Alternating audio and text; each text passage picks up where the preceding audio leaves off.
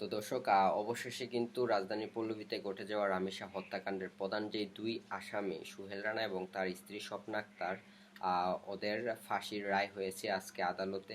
তো চলুন দর্শক আমরা নিউজটা পড়ি।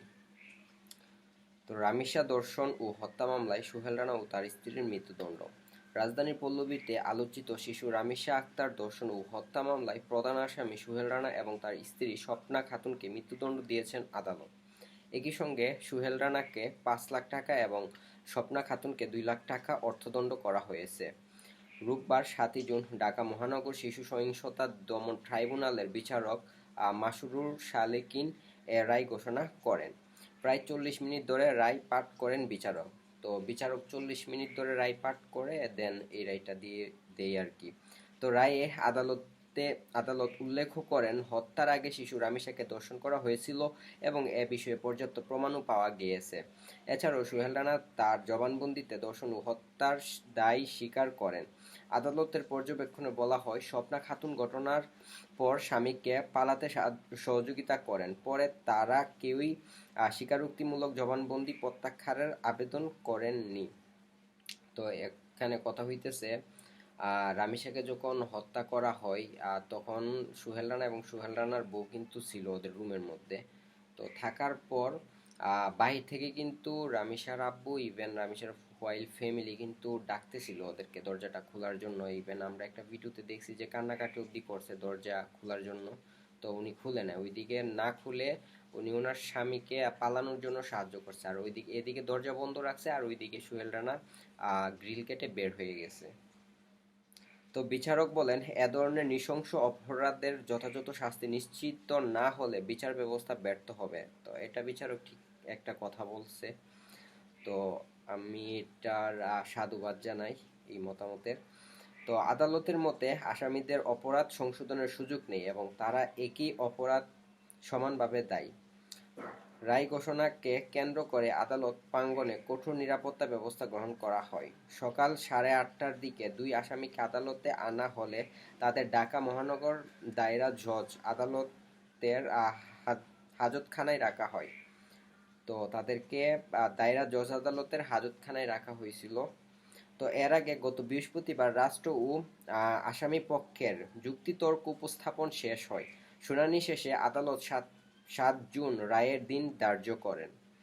তো আজকে ৭ই জুন গেছে, তো আজকে রায়টা দিছে। তো আলোচিত এ মামলার বিচার কাজ মাত্র ৪ দিন শেষ হওয়ায় এটি দেশের বিচারের ইতিহাসে অন্যতম দ্রুত নিষ্পত্তিকৃত ধর্ষণ ও হত্যা মামলা হিসেবে বিবেচিত হচ্ছে। তো অন্যান্য ঘটনার চেয়ে এটার যে রায়টা এটা খুব তাড়াতাড়ি হয়েছে, যেহেতু এটা পুরা বাংলাদেশে একটা লাড়া পড়ছে, এই জন্য এটা দ্রুত এটার নিষ্পত্তি হয়েছে মামলাটার। না হলে এটা আরো ঝুইলা থাকতো আশা করা যাইতেছে। তো যেহেতু এটা পুরো বাংলাদেশ লাড়া পড়ছে, এই জন্য এটা দ্রুত কার্যকর হয়েছে। আর আমরা সবাই এটা চাইছিল, ওদের ফাঁসি। ফাইনালি কিন্তু এটা দর্শক হইতেছে।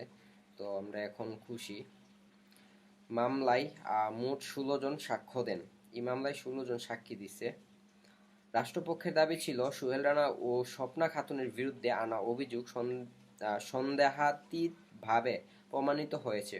অন্যদিকে রাষ্ট্রনিযুক্ত আসামিপক্ষের আইনজীবী সোহেল রানার মৃত্যুদণ্ডের পরিবর্তে যাবজ্জীবন কারাদণ্ড আবেদন জানান।